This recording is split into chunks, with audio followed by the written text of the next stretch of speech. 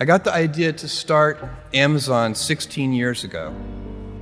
I was working at a financial firm in New York City with a bunch of very smart people, and I had a brilliant boss I much admired. I went to my boss and told him I was going to start a company selling books on the internet. He took me on a long walk in Central Park, listened carefully to me, and finally said, "That sounds like a really good idea, but it would be an even better idea for someone who didn't already have a good job." That logic made some sense to me, and he convinced me to think about it for 48 hours before making a final decision. After much consideration, I took the less safe path to follow my passion, and I'm proud of that choice. Seen in that light, it really was a difficult choice, but ultimately, I decided I had to give it a shot.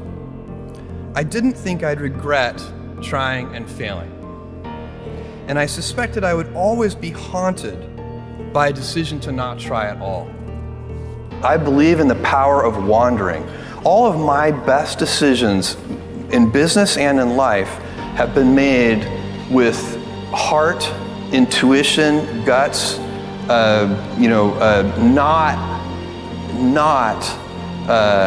analysis. When you can make a decision with analysis, you should do so, but it turns out in life that your most important decisions are always made with instinct, intuition, taste, heart. I got the idea to start Amazon 16 years ago. I came across the fact that web usage was growing at 2,300% per year, and I'd never seen or heard of anything that grew that fast.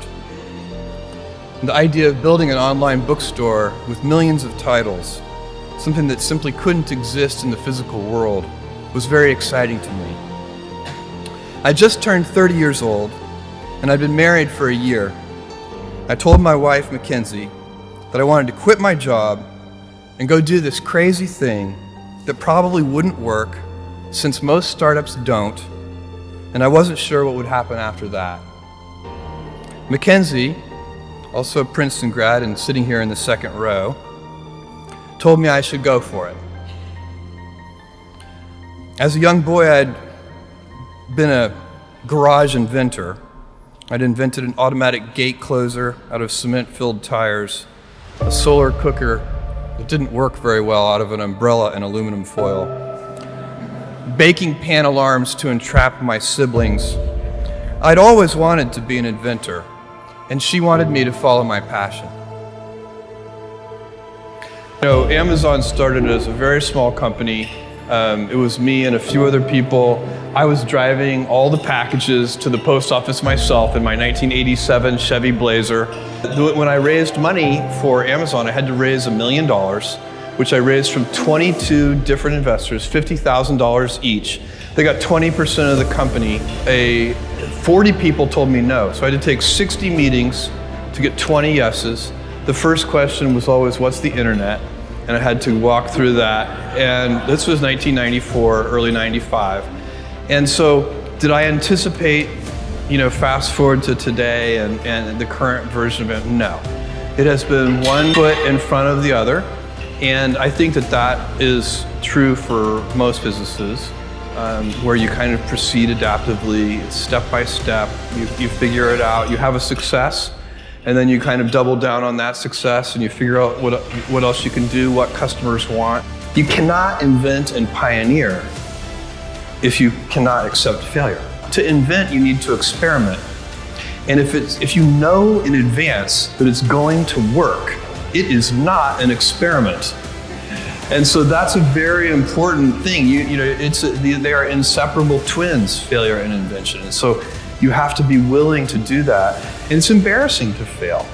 It's always embarrassing to fail, but you have to say, no, that's not how this works. If I said to you, you have a 10% chance with a particular decision, a 10% chance of a 100x return, you should take that bet every time, but you're still gonna be wrong 9 out of 10 times, and it's gonna feel bad 9 out of 10 times.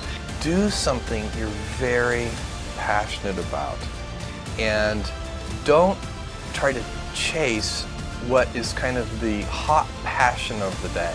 It encourages you to experiment more. It's the right business decision to experiment more. It's also better for your customers. Customers like the successful experiments. One day, you'll understand that it's harder to be kind than clever.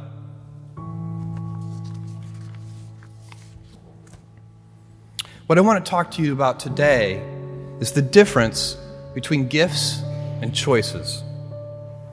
Cleverness is a gift. Kindness is a choice. Gifts are easy. They're given after all. Choices can be hard. You can seduce yourself with your gifts if you're not careful. And if you do, it'll probably be to the detriment of your choices. This is a group with many gifts. I'm sure one of your gifts is the gift of a smart and capable brain. I believe you'll even see us understand the human brain. Jules Verne, Mark Twain, Galileo, Newton, all the curious from the ages would have wanted to be alive, most of all, right now. As a civilization, we will have so many gifts, just as you as individuals have so many individual gifts as you sit before me. How will you use these gifts? And will you take pride in your gifts or pride in your choices? After much consideration, I took the less safe path to follow my passion, and I'm proud of that choice. You know, I find if I'm stressed about something, it's usually because I'm not doing anything about it. And so if I'm stressed about something, I'm trying to figure out, why am I stressed? I'm listening to my body as a signal that something is awry. And then I find that the stress goes away the second I take the first step of identify the source of the stress. Why am I stressed about this? What's going on? The stress primarily comes from not taking action. If you're doing anything interesting in the world, you're gonna have critics. The only way, if you absolutely can't tolerate critics, then don't do anything new or interesting. I will hazard a prediction. When you are 80 years old and in a quiet moment of reflection, narrating for only yourself the most personal version of your life story, the telling that will be most compact and meaningful will be the series of choices you have made. In the end, we are our choices. Build yourself a great story. Tomorrow, in a very real sense, your life, the life you author from scratch on your own, begins. How will you use your gifts? What choices will you make?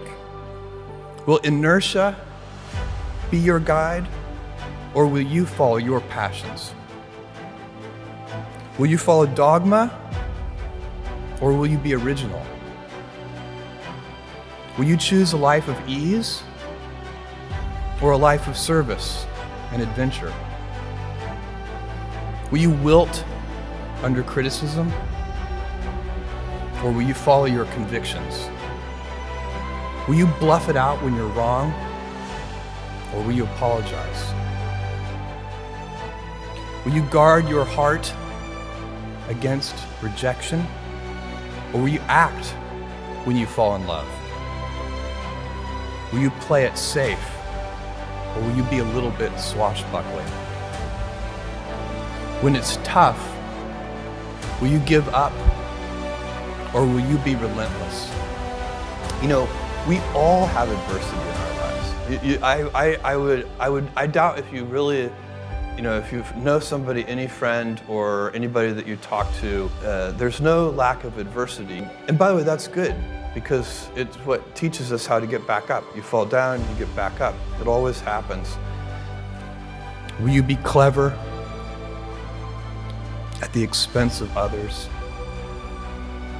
Or will you be kind? Thank you, and good luck.